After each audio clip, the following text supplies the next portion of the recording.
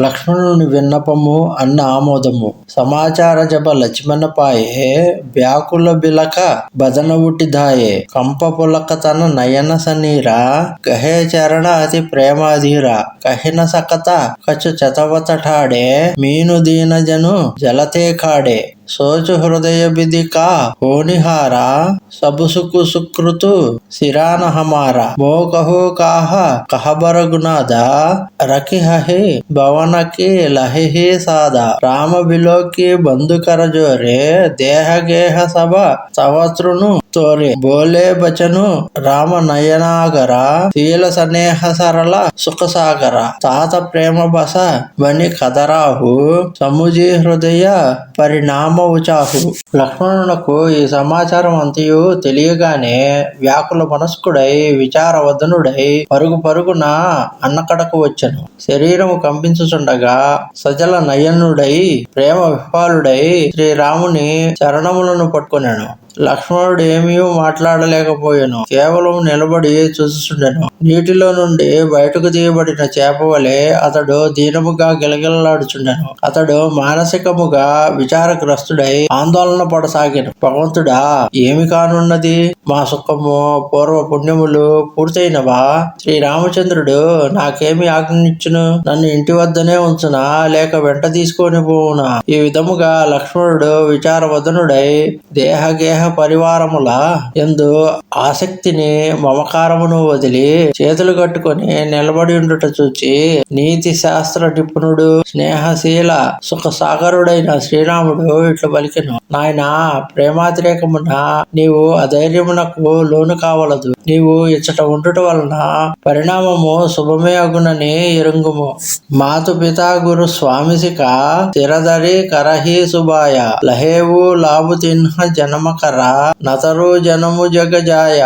సహజముగా తల్లిదండ్రుల హితోక్తులను, గురువుల ఉపదేశములను, ప్రభువుల ఆజ్ఞలను ఔదలదాల్చువాని జన్మయే సార్థకము. అట్లు చేయని వాని జన్మ నిరర్థకము. అసజియా జాని సునహు సికబాయి కరహు నూతు పితు పద సేవకాయి భవన భరతు రిపు సూదను నాహి రావు వృద్ధ మమదుకు మనమాహి మైబన జావు తుమ్హి లేయి సాదా పోయి సబహి విధి అవద అనాద గురు పితు మాతు ప్రజా పరివారు సబకహు పరయి దుసహ దుఃఖబారు రహహు కరహు సబకర పరితోషు సతరు తాత పోయి బడదోషు జాసు రాజ ప్రియ ప్రజా దుఖారి సోనృప అవసి నరక అధికారి రహహు తాత అసి నీతి బిచారి సున్నత లఖను భయే వ్యాకుల బారి సియారే బచన సూకి గయే కైసే పరసత తుహిన తామరసు చేసే. సోదరా, దీనిని మనసులో ఉంచుకొని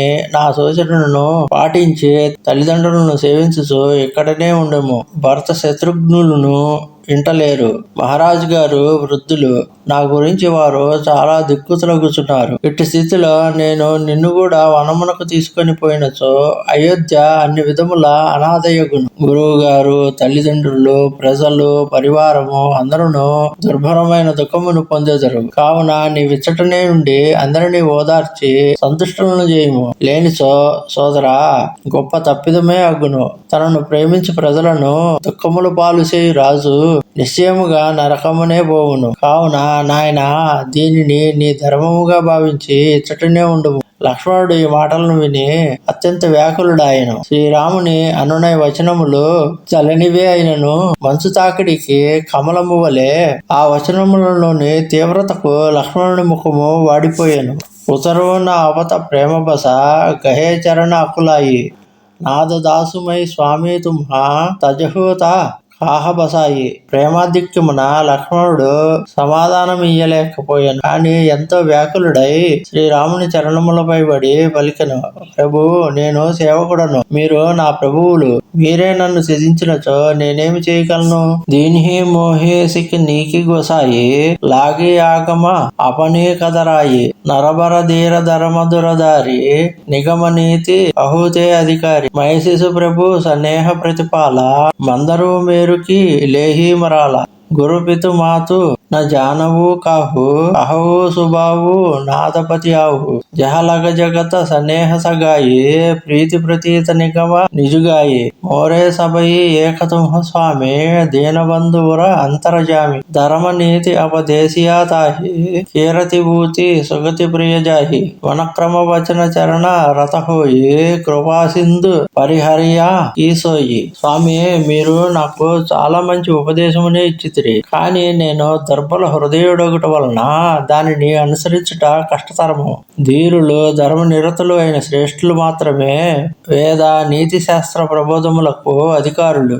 నేను ప్రభువుల వారి ప్రేమతో పెరిగిన పసిబాలుడను. హంస ఎప్పుడైనను మందరాచలమును మేరు పర్వతమును ఎతగలదా? ప్రభు, నిక్కము వహిస్తున్నాను, విశ్వసింపుడు. మిమ్ము తప్ప తల్లిని తండ్రిని గురువును ఎవరిని నేను ఎరుకను. ఓ దీనబంధు అంతర్యామి, వేదములు ప్రవచించిన స్నేహబంధములు ప్రేమ విశ్వాసము అన్నియును ఈ జగత్తున నాకు మీరే. ఐశ్వర్యమును సద్గతిని కోరుకును వానికి ధర్మమును నీతి శాస్త్రమును బోధింపవలెను. కాని నాకు అవేమీ వద్దు. ఓ కృపాసింధు, మనోవాక్ కర్మలచే మీ యందు అనురక్తుడైయుండు వానిని త్యజింపదగున. కరుణాసింధు సుబంధుకే సునిమృది బచన బినీత సముజాయే ఉర లాయి ప్రభు జానీ సనేహ సబీత. కరుణాసింధు అయిన శ్రీరామచంద్రుడు తన సోదరుని వినయపూర్వక కోమల వచనములను విని ప్రేమాతిరేకముచే అతడు కలత చెందినాడని ఎరింగి అతనిని హృదయమునకు హత్తుకొని అనునయించెను. ఓం స్వస్తి.